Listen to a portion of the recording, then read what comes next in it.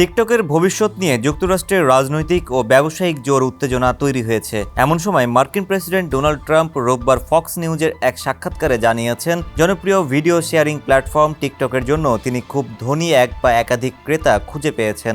2 সপ্তাহের মধ্যে ওই ক্রেতাদের পরিচয় প্রকাশের পরিকল্পনাও তিনি জানিয়েছেন। সাক্ষাৎকারে ডোনাল্ড ট্রাম্প বলেন, ওই চুক্তি এগিয়ে নিতে সম্ভবত চীনের অনুমোদন প্রয়োজন।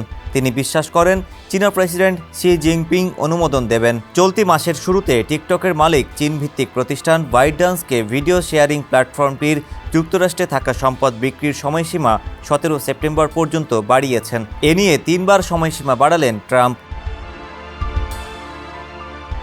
এই বসন্তে একটি চুক্তি তৈরি হচ্ছিল, যেখানে টিকটকের যুক্তরাষ্ট্র শাখাকে একটি নতুন মার্কিন প্রতিষ্ঠানে পরিণত করার কথা ছিল, যার মালিকানা ও পরিচালনা হতো যুক্তরাষ্ট্রের বিনিয়োগকারীদের হাতে। কিন্তু ট্রাম্প চীনা পণ্যের উপর উচ্চ শুল্ক আরোপের ঘোষণা দিলে চীন সেই চুক্তি অনুমোদন দেয়নি, ফলে তা স্থগিত হয়।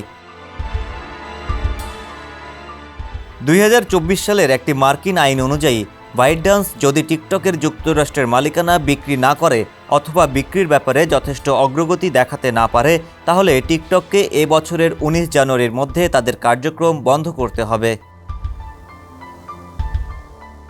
ট্রাম্প মনে করেন গত বছরের নভেম্বরে তার প্রেসিডেন্ট নির্বাচনে তরুণ ভোটারদের মধ্যে জনপ্রিয়তা বাড়াতে টিকটক গুরুত্বপূর্ণ ভূমিকা রেখেছে।